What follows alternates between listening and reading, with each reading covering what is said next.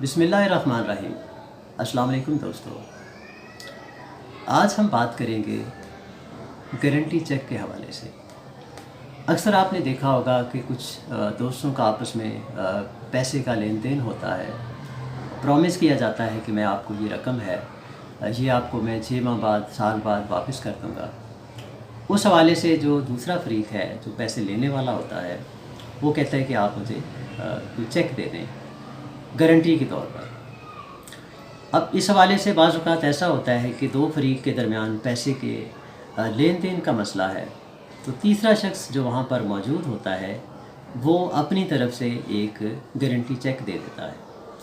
यानी एक शख्स जो है वो एक्स है, उसने वाई से पैसे लेने हैं, तो जी जो है वो वाई की जगह पे एक अपना चेक जो है वो एक्स को दे देता है कि अगर ये मेरी तरफ से ये गारंटी है कि ये शख्स आपको पैसे देगा। अक्सर ये होता है कि बाद में जब वो टाइम पीरियड गुज़र जाता है और जब उस शख्स को पैसे नहीं मिलते, तो वो जो गारंटी चेक था वो उसको लेके पुलिस के पास चले जाते हैं।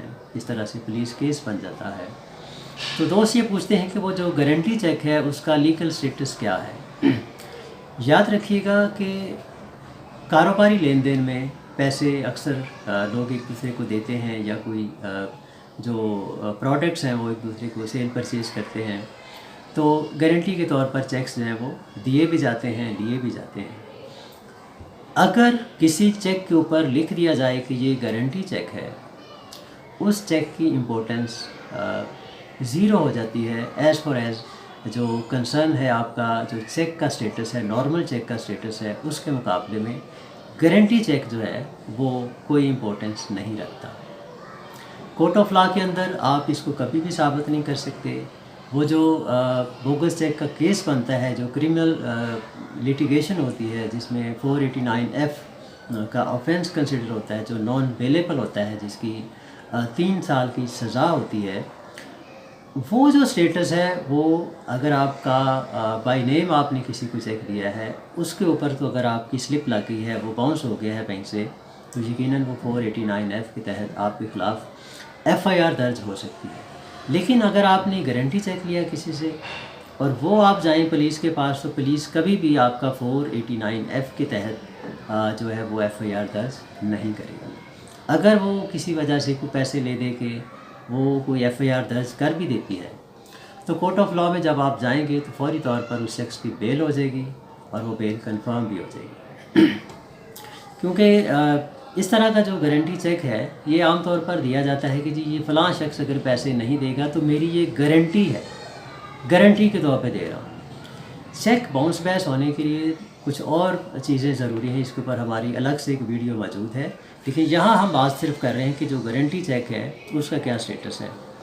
तो दोस्तों से ये गुजारिश है कि वो लोग जो इस तरह का लेन देन करते हैं, ख़ास तौर पर जब किसी को पैसे देते हैं, तो कभी भी गारंटी चेक को एक्सेप्ट मत कीजिएगा। इसी तरह से जो कैश का चेक है उसको भी आपको एक्सेप्ट नहीं करना चाहिए।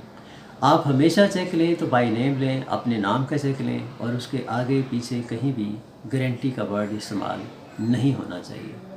इसी तरह से बेहतर होता है कि जब आप इस तरह की कोई लेन देन की डील करते हैं, तो अगर आपको चेक मिला है तो साथ में एक जो तहरीर है स्टाम्प पेपर के ऊपर, वो ज़रूर लिखवा लें।